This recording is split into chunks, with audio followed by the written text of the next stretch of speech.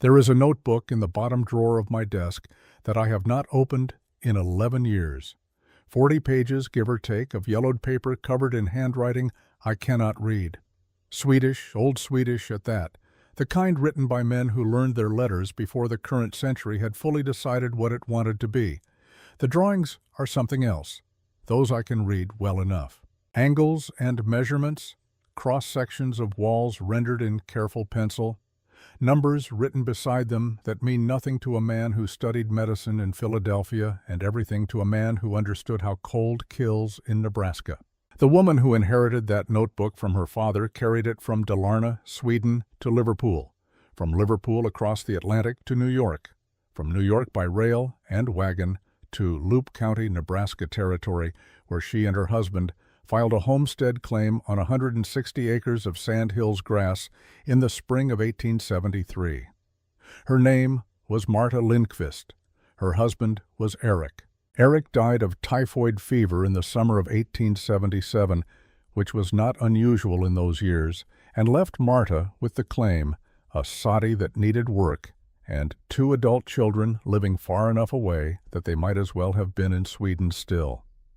I am telling you this in the spring of 1912. A young man from the Omaha World Herald came out to see me last week, said he was writing about the people who built Nebraska, said he'd heard my name mentioned in connection with the winter of 1880. He wanted stories of courage. He wanted clear lessons and tidy endings. I told him I would give him something better than that.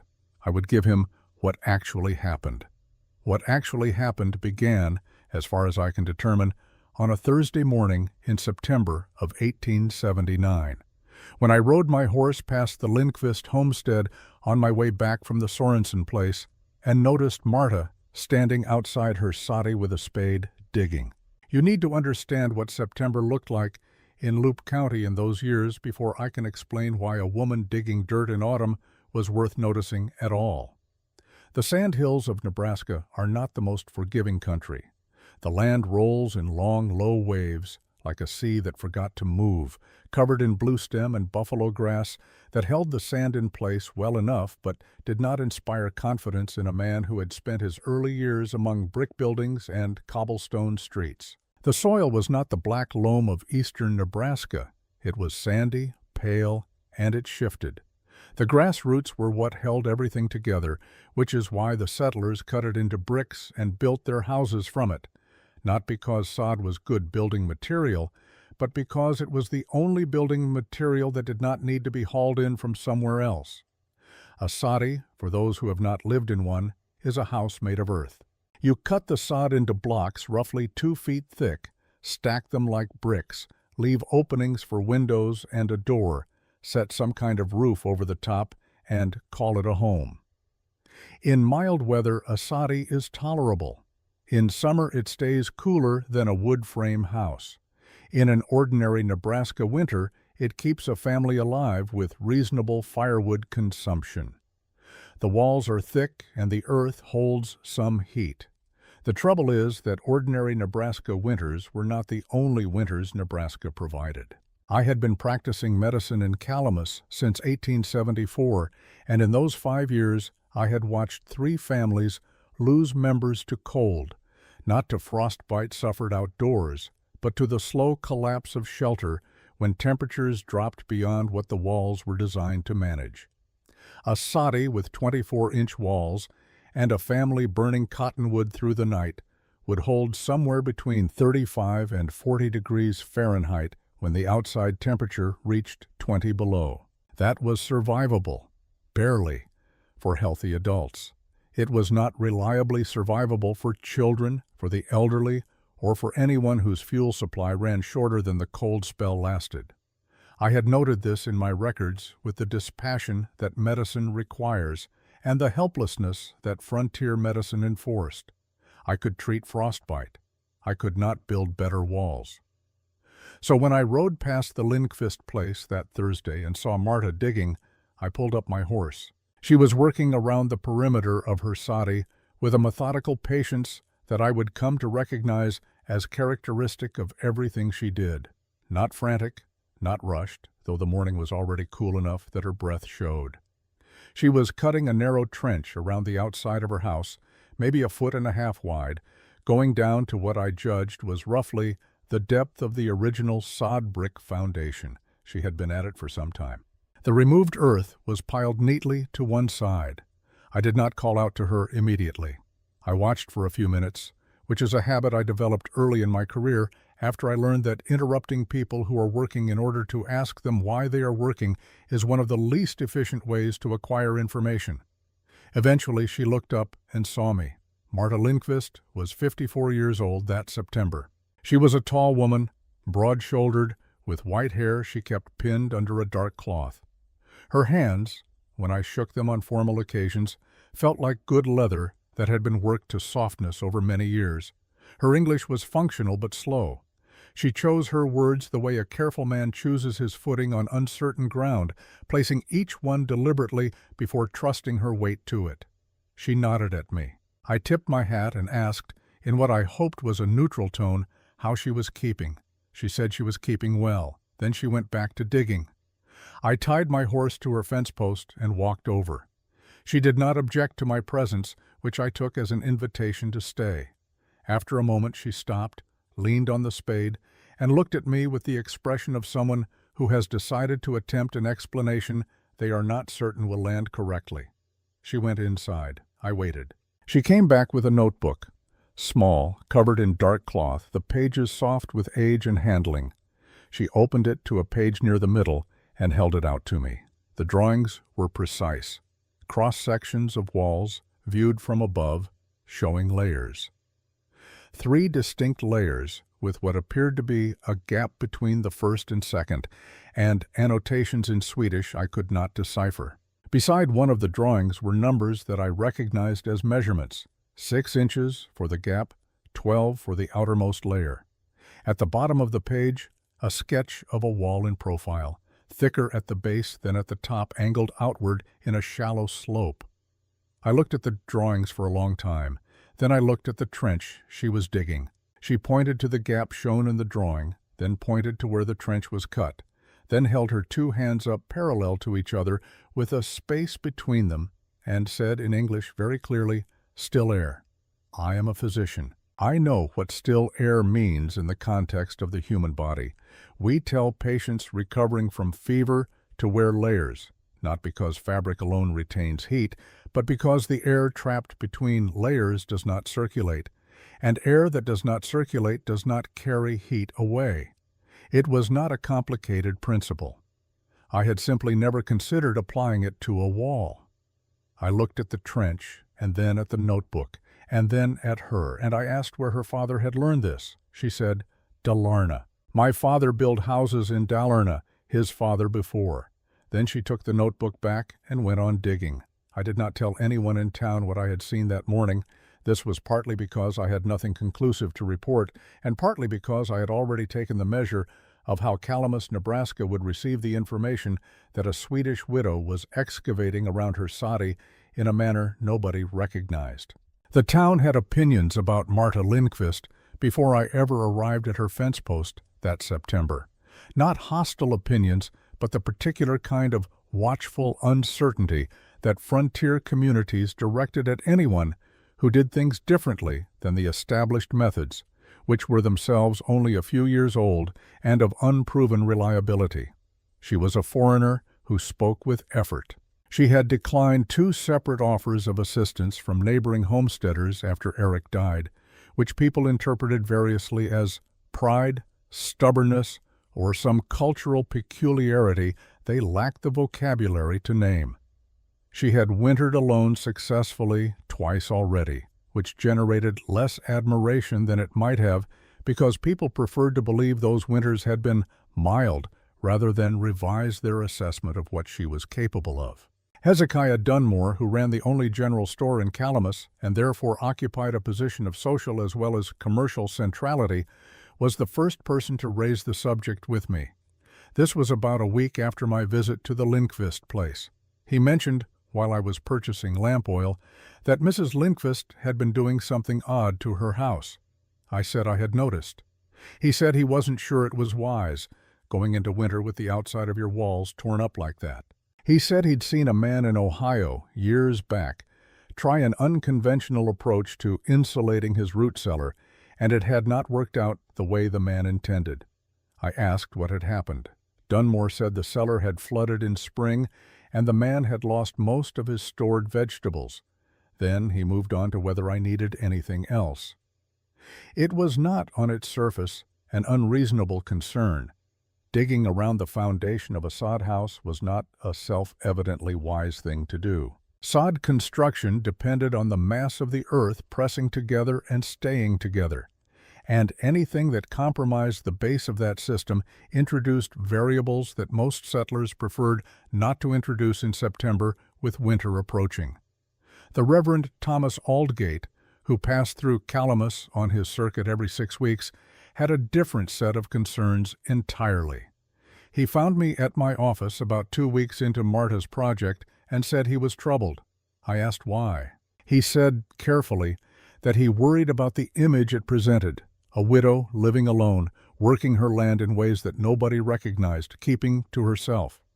He said the community was still young, and that the habits it developed early would shape it for a generation.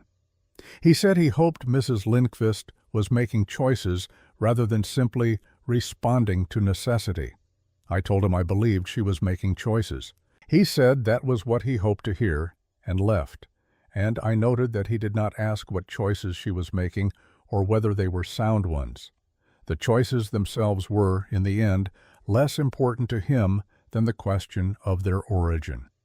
What Marta was building, though I would not understand its full logic until December, was this: a house within a house, separated by 6 inches of nothing. The original soddy walls stayed exactly as they were, 24 inches of packed earth and grass root, the same as every other structure in the county. What she was adding was a second skin on the outside, a framework of small posts set 6 inches beyond the existing wall, which she would later fill with a mixture of clay and dry grass packed and shaped according to the angles in her father's notebook, thicker at the ground, tapering upward, the outer face sloping gently away from the structure in the manner that shed water from the base, rather than directing it down into the soil around the foundation. Between the old wall and the new one, 6 inches of air that went nowhere. She was also, though I did not see this until later in October, excavating a shallow V-shaped channel on the north side of the house, perhaps 8 feet wide at its open end, narrowing toward the wall, angled into the earth. When I finally asked Sigrid Halloran, who spoke enough Swedish to translate, what the channel was for, Sigrid relayed the answer and then paused before giving it to me, as if she was not entirely certain she had understood correctly. She said, "Marta says the wind needs somewhere to go down instead of going through." I wrote that in my medical notebook, verbatim, on the 14th of October, 1879, because it struck me as the kind of sentence that deserved to be recorded exactly as spoken. I did not yet know how right it was. I would not know until January, when the thermometer told me things I had not expected to see, and the walls of Loup County's soddy houses began to tell their own stories about what 24 inches of earth could and could not hold against a winter that had decided, that year, to make a point. But that is not yet. That comes later. In September, there was only a woman digging in the cold morning air, a notebook full of drawings she did not need to open anymore, and a town watching from a careful distance, certain in the way that frontier settlements become certain about things, quickly, and without quite enough information. There is a question I failed to ask Marta Lindqvist for nearly 2 months after I first saw her digging, and I have thought about that failure more than is probably useful for a man my age. The question was simple enough. Why did she begin in September? Not why she was building what she was building. That answer arrived slowly, in pieces, the way most good answers do. But why she started when she did, 3 weeks before the first frost, 6 weeks before anyone else in Loup County had given serious thought to winter preparation beyond stacking firewood and checking roof seams. There was nothing in the sky that September that announced what was coming. The mornings were cool, but not unusual. The grass was dry from a thin summer, but grass in the sandhills was often dry. The geese were moving south on schedule, not early. I asked her in November, by which point Sigrid Halloran had become a reliable presence at the Lindqvist place, and the translation problem had become manageable, if not entirely solved. Marta listened to Sigrid's Swedish rendering of the question, then looked at me for a moment with an expression I had learned to identify as her, considering whether the English language contained words adequate to what she wanted to say. Then she said slowly, "The summer was wrong." I asked her to explain. She said, "In Dalarna, when summer does not rain enough, winter comes angry. My father said this. I watched for it. This summer did not rain enough. I wrote it down." I had, by that point, developed the habit of writing down most things Marta said because I had learned that her statements tended to be shorter than their implications. I want to tell you about Lars Lindqvist because you cannot understand what his daughter built in Nebraska without understanding something about what he built in Sweden, and you cannot understand what he built without understanding where he built it. Dalarna is a province in the middle of Sweden, a place of long lakes and pine forest and winters that arrive in October and do not fully release their grip until April or sometimes May. The people there had been building in that country for centuries before anyone thought to write down the principles they used, which meant the principles lived in hands and eyes, and the particular memory that comes from watching a skilled person work in childhood and carrying the images without knowing you are carrying them. Lars Lindqvist built Jordkoshor, earth houses, the old kind, half sunk into the ground with walls of stacked stone and earth and a roof of timber and sod. Not primitive structures, not shelters thrown up in desperation, but engineered things, carefully proportioned, built according to rules that had been refined over generations of cold winters and their consequences. The walls were thick and they were layered, not solid earth, but earth with intention, constructed in a specific sequence that Lars had learned from his own father and refined through 30 years of building in a climate that punished imprecision. Marta had watched him build from the time she was old enough to follow him to a work site. She had not been taught formally. Daughters were not apprenticed to builders in Dalarna in the 1840s. But she had watched with the kind of attention that some children bring to the things that matter to the adults around them. And she had remembered. She remembered the gap. This was the detail that separated her father's construction from the ordinary earth walls that most settlers in Nebraska were building. Between the inner mass of the wall and the outer casing, Lars Lindqvist left a space, 6 inches, more or less, depending on the structure, that he did not fill with anything. Not earth, not stone, not grass. Nothing. The space existed to contain air, and the air existed to refuse movement. Still air, Marta had told me that first morning. It was the most precise description of the principle I had heard, and she had arrived at it without the vocabulary of physics. I explained it to the young man from Omaha this way, because it is the explanation I worked out for myself by December of that year. The human body, when feverish, is wrapped in layers of light cloth rather than one heavy blanket, not because thin fabric is a superior insulating material, but because the air trapped between layers does not circulate. Air that circulates carries heat away from its source. Air that does not circulate simply sits, and sitting air changes temperature very slowly. A gap between two walls works on the same principle. The outer wall takes the cold. The inner wall holds the warmth. Between them, the still air does nothing, which is precisely what you need it to do.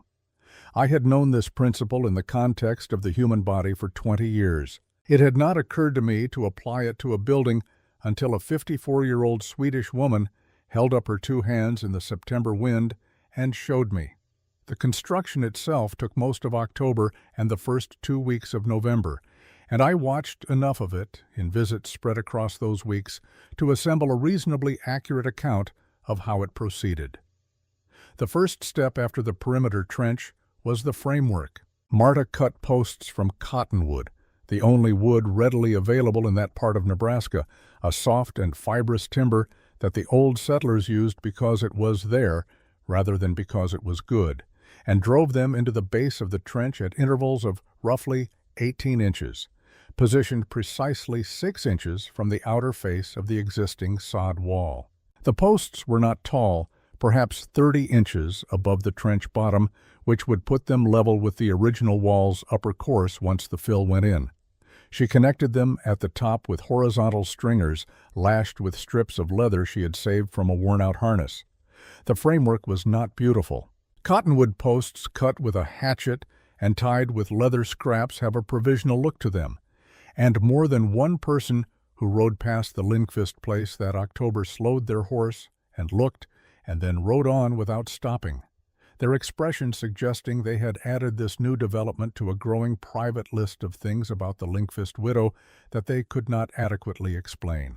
Heinrich Reinhardt stopped his wagon on the road one morning while I happened to be present, looked at the framework for a long moment without speaking, then looked at me. Heinrich was a German carpenter from Bavaria, a meticulous man who built with wood the way other men argued, precisely, with attention to consequence. He had been in Nebraska since 1875 and had constructed what was generally agreed to be the most structurally sound soddy in the county, a fact he neither advertised nor pretended not to know. He said, in the measured English he used when he was thinking carefully, "What is she building outside her wall?" I said I believed she was adding a second layer. He looked at the framework again. He said, 6 inches is not enough for insulation. I said, I believe the 6 inches is meant to stay empty. He looked at me, then he looked at the framework. Then he said nothing for what I estimated was nearly a minute, and then he clicked at his horse and drove on. I noted the exchange because it seemed to me that Heinrich had understood something in that minute of silence, or had come very close to understanding it, in the way that a skilled tradesman sometimes recognizes a structural principle in unfamiliar materials because the principle is the same as one he already knows.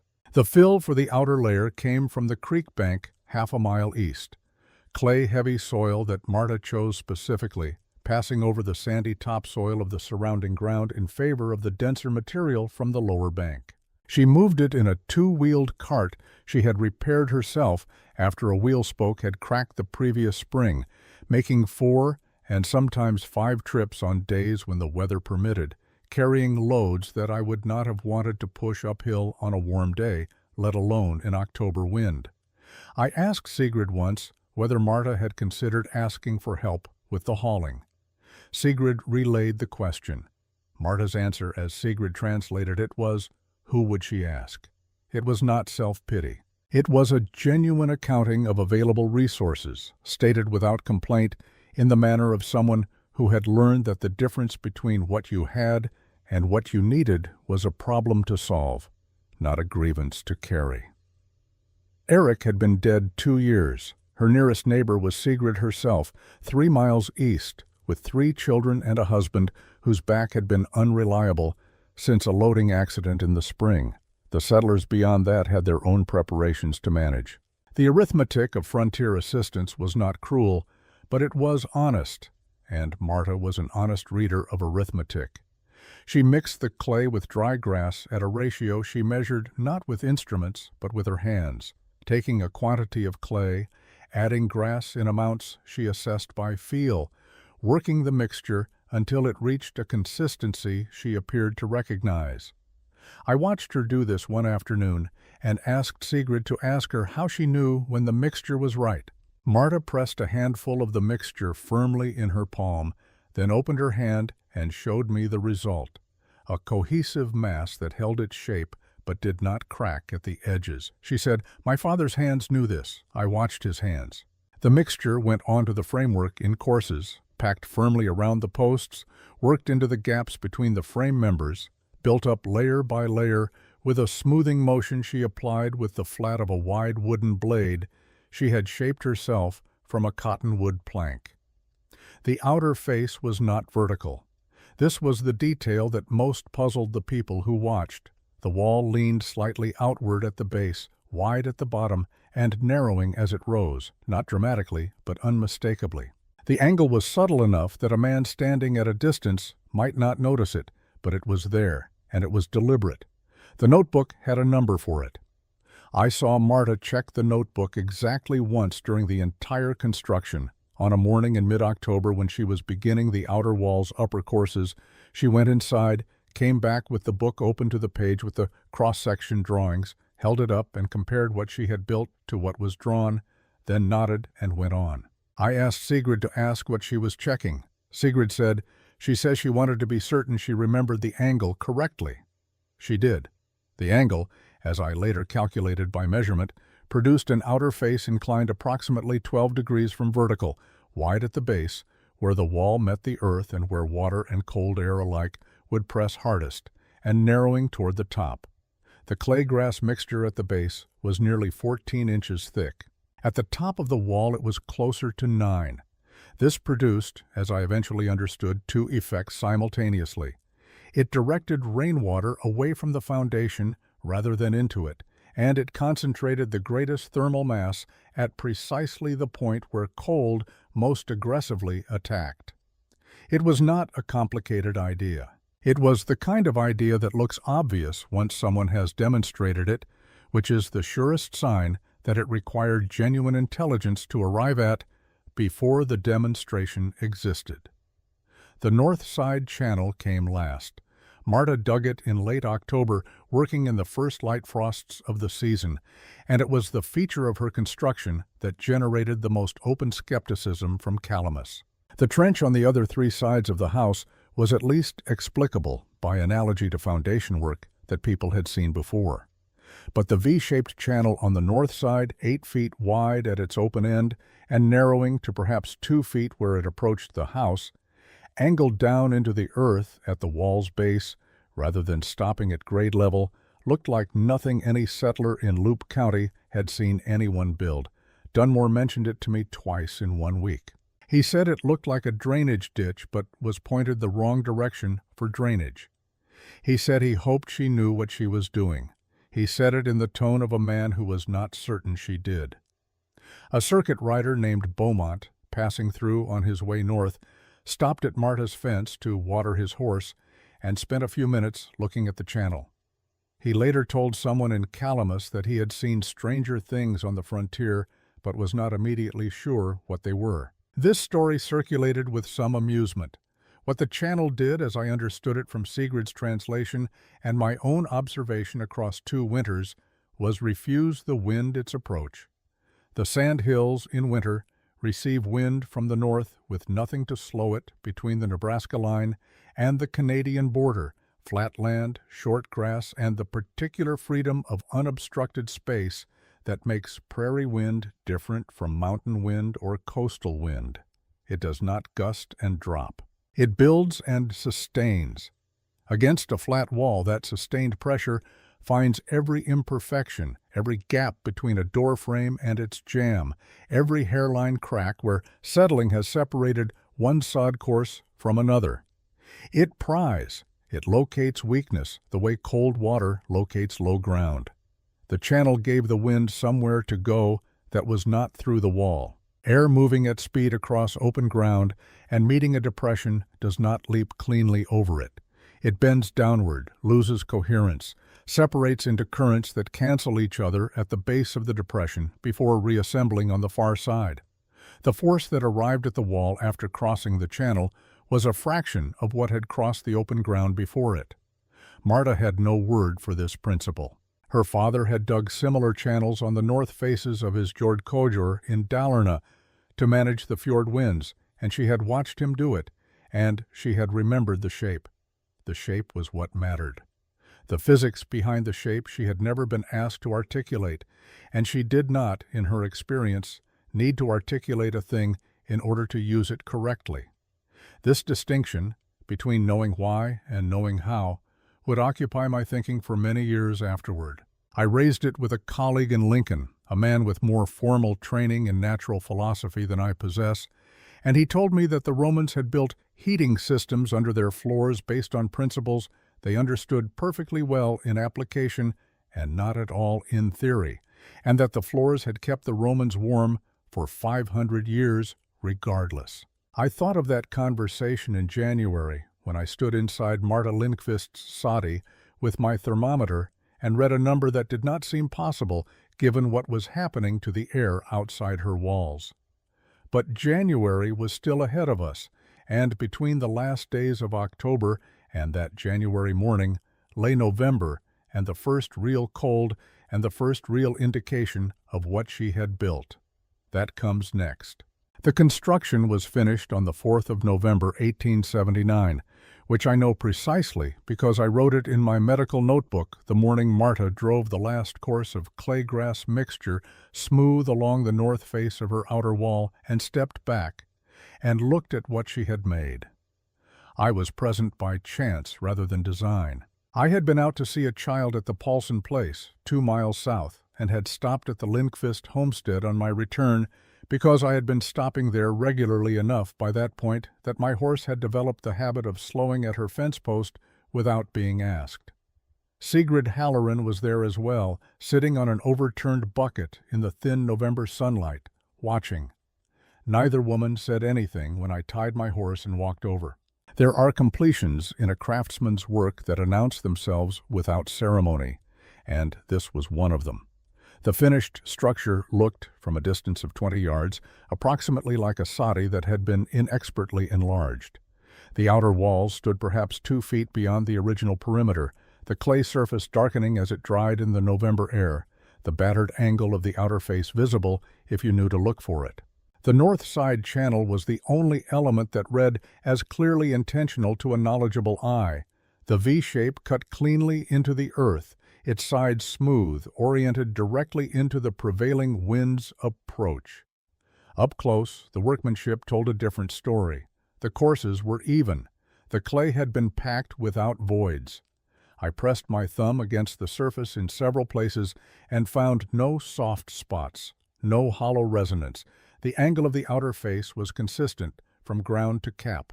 The junction between the new outer wall and the original sod wall at each corner had been managed with a care that I, knowing nothing about masonry, could nonetheless recognize as the product of someone who had thought carefully about how 2 different materials behave when cold contracts them and wet expands them. Marta looked at it for perhaps 2 minutes. Then she went inside. Sigrid and I stood there a moment longer. Sigrid said, mostly to herself, "She's been thinking about this since August." I asked how she knew. Sigrid said, "Because she talks in her sleep sometimes, in Swedish. I heard her through the wall one night. I stayed late and the weather came up. She was saying numbers. I want to be honest about what I expected from the construction, because honesty requires accounting for what I did not expect alongside what I did. I expected the outer layer to provide some insulating benefit. The principle of dead airspace was sound enough that I could not argue against it, and the additional thermal mass of 12 inches of clay-grass mixture was not nothing. I expected, in a moderately cold Nebraska winter, to find perhaps a 5-degree improvement over an unmodified soddy. Meaningful, but not dramatic. The kind of marginal gain that serious people pursued because serious people understood that margins were what frontier survival was made of. What I did not expect was the number I read on the 14th of November, 1879, when the first genuine cold of the season arrived from the north, and I rode my circuit with a thermometer in my coat pocket. The temperature that morning stood at 11 degrees Fahrenheit outside. This was not record cold for Loup County in November, but it was cold enough to matter, cold enough that the cottonwood trees along the creek had gone entirely bare, and the water in my wash basin had frozen solid overnight, despite a fire I had kept burning until 11 in the evening. Cold enough to give a wall something real to hold against. I took readings at 4 houses before I reached the Lindqvist place. The Sorensen Soddy, 37 degrees inside, fire recently stoked. The Reinhardt place, 41 degrees, which reflected Heinrich's superior construction and his habit of burning through the night in shifts. The Paulson house, 33 degrees, which worried me, and which I noted separately to address with Mr. Paulson about the gaps I had observed in his doorframe. The old Bergman place, occupied by a young couple who had arrived in August and were wintering in a soddy that had not been maintained adequately by its previous tenant, 29 degrees, which I dealt with by spending an hour helping them repack the worst of the wall breaches with loose sod before continuing my rounds. Marta's house, 53 degrees. I stood in the middle of her main room and looked at my thermometer for long enough that she noticed and came to see what I was looking at. I showed her the reading. She looked at it, then looked at me, then went and put water on for coffee without changing her expression.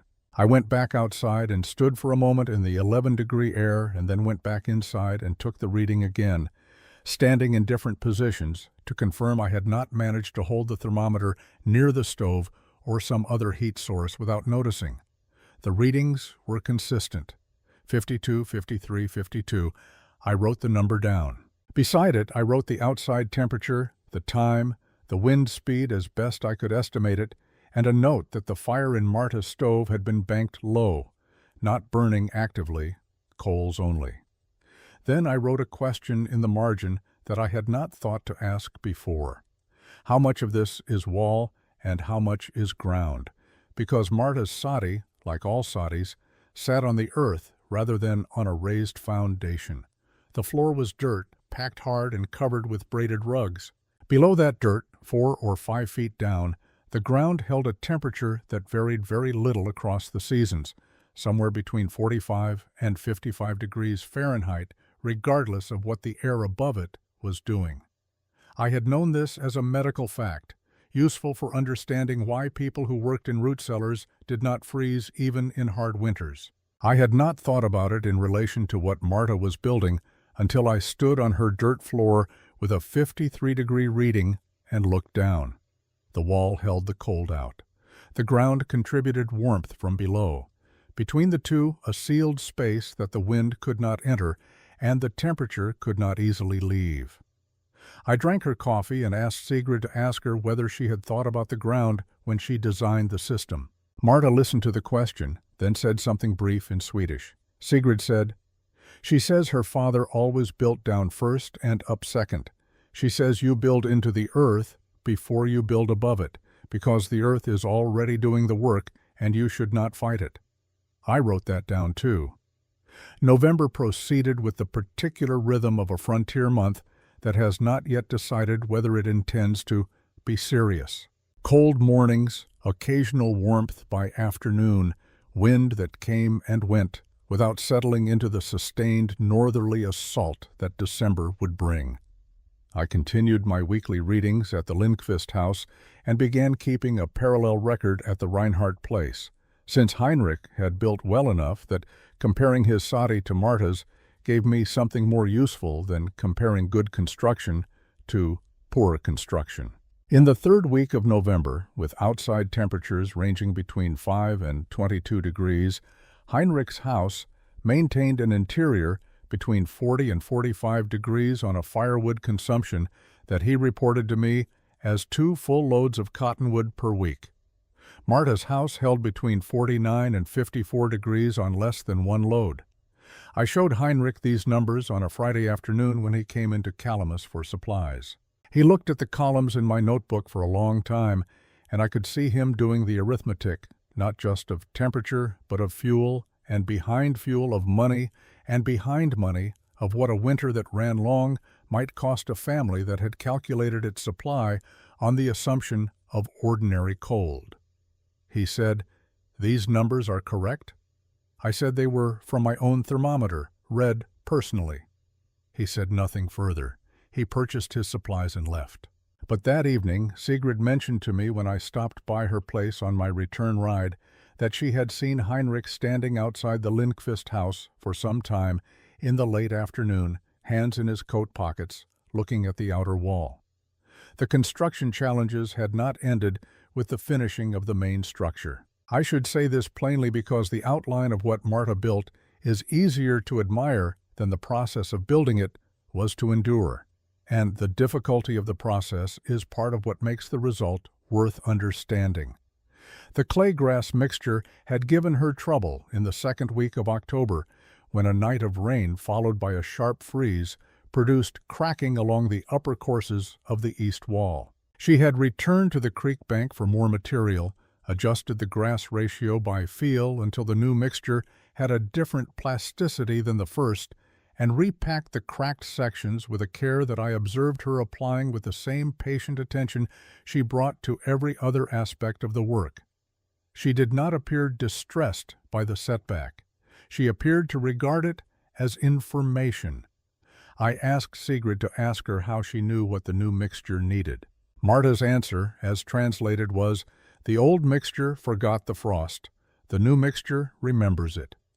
I have tried to explain this statement in more technical language and have found that the technical language is less accurate than hers. What she meant, as best I can render it, is that the claygrass mixture she had initially prepared had been optimized for the conditions of early October, mild temperatures, moderate moisture, and that the changed conditions of mid-October required a material with different properties, specifically a higher fiber content that would absorb the mechanical stress of freeze-thaw expansion without fracturing. She had arrived at this not by calculation, but by the same method she used for everything. She had watched what failed and understood what the failure was asking for. The second challenge was the North Channel, which partially collapsed along one wall during a wet period in mid-October when water moved through the sandy subsoil and undermined the channel's lower edge. She repaired it by cutting and placing flat stones from the creek bed along the channel's base. Not enough stone to line the entire channel, but enough to stabilize the sections where the soil was loosest. This required 4 trips to the creek with the cart, 2 of which I witnessed, and I will say without embellishment that moving Flat Creek stones uphill in a 2-wheeled cart on soft ground in October wind is a task that a younger and stronger person than Marta Lindqvist might reasonably have declined. She did not decline it. She made the trips, placed the stones, and by the 1st of November, the channel held. In the last week of November, the weather began to change in the way that people who have lived long enough in Nebraska learn to recognize not by any single sign, but by an accumulation of small ones that individually mean nothing, and together mean everything. The mornings grew lighter in a particular way, not brighter, but cleaner, the air carrying a clarity that suggested everything superfluous had been removed from it. The wind settled into a steady north direction and stayed there instead of shifting through the day as it had done through October and most of November. The cottonwood along the creek, which had been moving and speaking in the wind since September, went still in a way that felt less like calm than like held breath. Marta noticed before anyone else in the county, which I know because Sigrid mentioned to me on the 24th of November, that Marta had begun bringing extra firewood inside, not stacking it in the lean-to she had built against the east wall, but carrying it through the door and stacking it inside the main room, where it would stay dry regardless of what accumulated outside. I noticed, too, 2 days later, when the temperature that had been fluctuating between 10 and 30 degrees settled below 15 and stopped fluctuating. By the 1st of December, I had noticed enough to begin visiting my most vulnerable patients more frequently and to say certain things directly to certain household heads that I had previously left as implication. I told the Paulsons that their doorframe needed to be sealed before the week was out and that I was not speaking as a suggestion. I told the young couple in the Bergman Sadi that they needed more firewood than they currently had stacked and that I would help them identify a source. I told Dunmore when I was in the store that I expected a hard December and that he might want to have a quiet word with anyone he knew to be under-provisioned. Dunmore listened to this, restocked a shelf for a moment, and said that he expected his firewood supply to move well this winter, which was a statement that contained more information than it appeared to on its surface and which I filed away for later consideration. What I did not do in those first days of December was speak publicly about the numbers I had been recording at the Lindqvist house. This was partly professional caution. A sample of one house over 2 months of moderate cold was suggestive but not conclusive, and partly something I am less comfortable admitting, which is that I was not entirely certain how those numbers would be received or whether the woman who had produced them would be served or harmed by my making them the subject of calamitous conversation before the winter had finished making its argument on her behalf.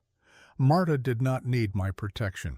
I understood this clearly enough, but I had watched the frontier enough years by then to know that being right ahead of the evidence could be as costly as being wrong, and the evidence in December was still arriving. It arrived with considerable conviction on the 8th of that month, when the temperature dropped to 6 below zero before dawn and stayed there for 4 days running, and I rode my circuit with my notebook and thermometer and recorded what the walls of Loup County were doing when the winter finally meant it. Heinrich Reinhardt's Soddy, 40 degrees inside, fire burning continuously on a rate of consumption that I noted in the margin would exhaust his stated supply by early February if the cold held. The Paulson house, door frame now repaired, 36 degrees, better. 3 other homes scattered across my circuit, 31, 34, 38 degrees, each requiring varying degrees of ongoing attention. Marta Lindqvist's house, 51 degrees, fire banked to coals. I sat with that number for a while before I wrote it down. 6 below outside, 51 above inside, fire at minimum. The wall was not merely providing insulation, it was maintaining a thermal environment stable enough that the fire's primary job was no longer to replace heat lost to the outside, but simply to compensate for the ordinary heat loss of a sealed space occupied by one person going about her daily work. I wrote the number, capped my pen, and looked out her window at the white and empty distance. Outside, the sky had taken on the yellow-gray color that Marta had remarked upon in October, the color she had learned from a summer without enough rain. I had spent enough years in Nebraska by then to have my own interpretation of that sky. What it said to me in the language of the country I had adopted was that what we had experienced so far was weather, which was ordinary, and that what was coming was something else. Something else was already on its way. The winter of 1880 into 1881 is remembered across the Great Plains by people who lived through it as simply the hard winter, spoken in a tone that requires no further specification, the way certain events acquire a weight that makes their names unnecessary to elaborate upon. Laura Ingalls Wilder wrote about it years later. Newspapers across the territory reported on it with the particular combination of precision and helplessness that journalists adopt when the facts themselves are sufficient and embellishment would only diminish them. Old settlers in Nebraska, when I encounter them now in 1912, still use it as a fixed point of reference. Events are dated as before the hard winter or after it, the way other people date things by wars or elections. I was there. I have the notebooks. What the notebooks show is this. The temperature in Loup County dropped below zero on the 12th of November, 1880, and did not rise above it with any reliability until the 4th of March, 1881. Within that span, there were variations, days of 15 below, days of 30 below, a period in January that I will address in a moment, but there was no sustained thaw, no week of respite, no afternoon warm enough to stand outside without full winter clothing and feel anything other than the cold's absolute and impersonal intention to persist. The firewood situation became critical for many households by late December. I had warned about this in November and received the response that warnings about firewood tend to receive from people who have a stack of it outside their door and cannot yet feel the difference between having enough and having enough for an ordinary winter. The winter of 1880 was not an ordinary winter, and the difference between those two quantities turned out, for several families, to be the difference between comfort and crisis. I want to tell you about the Schmidt family because Friedrich Schmidt told me I could years later, and because his account of those days is more precise than my own notes, which were kept under difficult conditions and reflect the haste of a man moving through cold between houses. Friedrich Schmidt was 31 years old that winter. He had come from Württemberg, Germany, in 1876 with his wife Elsa and their 2 children, and had built a soddy that was adequate by the standards of the county, 24-inch walls, reasonable door and window framing, a stove that drew well. He had stacked what he calculated to be sufficient firewood before November began. His calculation was based on the 2 previous winters he had experienced in Nebraska, which had been representative of the county's typical range. The hard winter was not within that range. By the 14th of January, 1881, Friedrich's woodpile had 4 days of fuel remaining.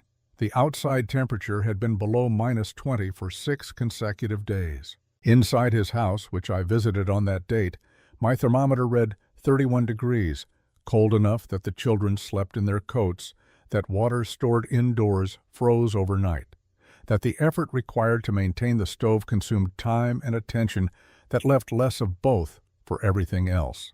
He had made the calculation that most careful men in his situation make 4 days of fuel, unknown number of days remaining in the cold spell, a gap between those 2 numbers that had no good solution within his existing resources. He came to me first, which I mention because it reflects his character and not any particular medical relevance to his situation. He said he wanted to know whether I thought the cold would break within 4 days. I told him honestly that I did not know and that the barometric readings I had been keeping suggested it would not. He thanked me for the honesty and said he thought he should go to Mrs. Lindqvist. I said I thought that was a sound decision. I went with him. This was partly professional habit and partly because I wanted to record what happened, and partly, I will admit, because I had been watching what Marta had built for 14 months and wanted to be present when its full capacity was called upon. It was -23 degrees Fahrenheit when we walked from my office to our horses, and the air had the quality that extreme cold produces, a stillness so complete that sound traveled oddly, the creak of saddle leather audible at distances where it normally would not be, the horse's breath crystallizing immediately into clouds that hung rather than dispersed. The 3 miles to the Lindqvist homestead took 40 minutes because we did not push the horses in that temperature, and by the time we arrived my face, which was the only part of me exposed to the air, had passed through the stage of painful cold and arrived at the stage of absence that a physician recognizes as the beginning of frostbite's more serious work. Marta opened her door before we knocked. She had seen us coming from the window. We went inside. The thermometer I pulled from my coat read 50 degrees Fahrenheit. Friedrich Schmidt stood in the middle of the room and looked at the thermometer for a moment, and then looked at the stove, which was burning at low capacity, a modest and steady heat, not the desperate burning of a man trying to compensate for walls that will not hold what he puts into them. He looked at the walls. He pressed his palm against the interior surface of the wall nearest him and held it there. He said quietly, in German first and then in English, "The wall is warm, not warm by the standards of a July afternoon, but the interior face of an insulated wall in a properly sealed structure will maintain a temperature significantly above the outside air, because the thermal gradient across the wall's thickness means that while the outer face is very cold, the inner face reflects the interior temperature more than it transmits the exterior one." Friedrich's own walls, at 31 degrees inside and 23 below outside, would have had an interior face hovering around 25 degrees. The interior face of Marta's wall, at 50 degrees inside, would have been closer to 45. Touch tells you things that numbers sometimes cannot. Marta was already moving. She made up space in the rear of the house with the efficiency of someone who has thought about this possibility in advance, which I believe she had. She sent Sigrid, who had come in from her own place an hour earlier, as she had taken to doing on the hardest days, to find what extra bedding was stored in the low chest against the east wall. She put a larger piece of wood into the stove, not extravagantly but deliberately, the adjustment of a person who understood that the thermal calculation had changed and required a corresponding response. The Schmidt children arrived that afternoon with Elsa, who had loaded what she could onto the cart in the time Friedrich had taken to find me and return for them. They stayed 4 days. During those 4 days, the outside temperature did not rise above -27. On the night of the 16th of January, it reached -41, which is the number I recorded in my notebook at 6 in the morning on the 17th, standing outside Marta's door in the dark with a lantern and a thermometer. My handwriting in the notebook recognizably different from its usual form because even gloved hands do not function normally at 40 below. Inside the house at that reading, 48 degrees. I went in, warmed my hands at the stove, and sat for a while without writing anything further. Some numbers do not require immediate annotation. They require first a period of simply holding them. 2 people died in Loup County that January. One was an elderly man named Hosea Kraft, who lived alone 6 miles south and whose neighbors found him on the 19th, 3 days after the coldest night. His stove had gone out at some point, and he had not had the strength to restart it, and the cold had done what cold does when it is allowed to work without interference. The other was a young man, recently arrived, who had been caught traveling between properties on the 16th and had not reached shelter. Both deaths were reported in the county records without editorial comment, which is how the Frontier recorded what it could not prevent. I mention them because they should be mentioned. The story of what Marta built is not complete without acknowledging what it was built against, and the cost of building less well, or not at all. Word of the Schmidt family's 4 days at the Lindqvist house did not stay private, because nothing in a small community stays private when it involves a neighbor's survival. Friedrich did not broadcast it, but he answered questions honestly when they were put to him, which they were, beginning the day he returned to his own home with a cord of firewood that Heinrich Reinhardt had appeared with unannounced that morning, saying only that he had a surplus and it would be better used here. What Friedrich said when asked was simple. Inside that house in 40 below weather, his children had been warm enough to sleep without their coats. He said it without embellishment because he was not a man given to embellishment, and the fact itself did not require any. Dunmore came to my office in the last week of January and closed the door, which he had never done before. He told me that he had known since December what my thermometer readings showed, and that he had not said anything because he had a store full of firewood and a winter he had expected to be profitable. He said he was not asking me to excuse this, only to hear it stated plainly, because he found that stating things plainly was more useful than carrying them. He said he intended to speak with Marta about modifying his storage building's north wall before the following winter, and that he would pay for her consultation in goods, whatever she considered fair. I told him that this seemed like a reasonable plan, and that I imagined she would agree to it. He nodded, opened the door, and went back to his store. I do not know whether he felt better afterward. I suspect he felt accurate, which for a man like Dunmore was perhaps the same thing. Heinrich Reinhardt said very little during those weeks, which was his custom. But in March, when the ground began to soften, he appeared at the Lindqvist fence one morning with 2 of his older sons and a cart of tools and materials. When Sigrid asked what he was doing, he said he was going to help Mrs. Lindqvist repair the sections of the outer wall that had weathered through the hard months, and that afterward he had some questions about the North Channel that he would like to ask if she was willing. He said this in the manner of a craftsman approaching another craftsman's work, with the specific respect of someone who now understood what he was looking at. Marta was willing.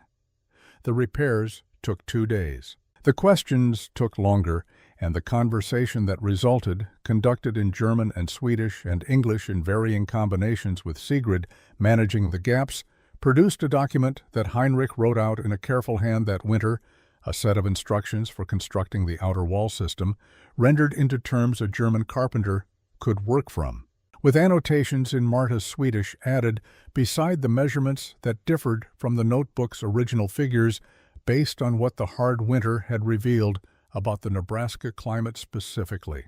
I have a copy of that document. It is in the same drawer as the notebook. I visited Marta for the last time in the spring of 1903. She was 78 years old and had not moved from the homestead, which had been improved steadily across the decades into something that looked, from the road, like an ordinary small farmstead, and revealed its nature only on closer inspection. The outer walls thicker than any framed building, the north side channel maintained and clean. The whole structure sitting with a settled solidity in the landscape that was different in quality from the solidity of buildings that rested only on their own foundations. She was well or well enough. The years showed on her in the way they show on people who have worked outdoors for most of their lives, in the hands, in the deliberate economy of movement, in the particular stillness of someone who has learned that most things do not require hurrying. Sigrid came with me, which was fitting. Sigrid was 64 by then, her hair the same white as Marta's, the Swedish between them, the comfortable Swedish of old friends who have stopped noticing that they are translating. I asked, through Sigrid, whether Marta thought often about that first winter, the construction, the cold, what it had cost her to do alone what she did. She looked out the window for a moment toward the north where the channel was still cut cleanly into the earth, still doing its work of turning wind aside. She said, "I do not think about it as something I did. I think about it as something my father started, and I continued." I asked whether she thought the knowledge would last, whether what was in the notebook and what she and Heinrich had written down together would be used by people who came after. She was quiet for a while. Then she said something that Sigrid translated carefully, taking her time with it. She says, "Knowledge does not last by being remembered. It lasts by being needed. When it is needed, someone will find it again." This is what her father told her.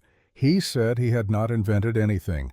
He had only remembered correctly at the right moment. I wrote it down, there at her table, in the same notebook I had begun in September of 1879. On the ride back to Calamus that afternoon, I thought about what it meant to remember correctly at the right moment, the specific discipline of it, the trust required in a body of knowledge carried without formal verification across an ocean and 2 decades, and the willingness to act on that knowledge before the winter arrived to confirm or refute it. When the only evidence available was the angle of certain drawings in a dead man's notebook and the feel of a clay-grass mixture worked in the hands until it held its shape without cracking at the edges. The young man from Omaha asked me, at the end of our conversation last week, what I wanted people to take from Marta's story. He asked it the way journalists ask questions they have already half answered in their own minds, expecting something quotable and clean. I told him I did not think the story was about what people should take from it. I thought it was about what happened in Loup County across 2 winters, measured carefully and recorded honestly, and that the measurements spoke well enough without a lesson attached to them. He wrote something in his notebook. I do not know what. What I know is what the thermometer read. What I know is 51 degrees inside against 41 below outside, and a woman banking her fire to coals because the walls were doing most of the work, and a notebook full of drawings that crossed the Atlantic in a cloth bag and arrived in Nebraska carrying knowledge that the country needed before it knew it needed it. That is the whole of it. That is enough.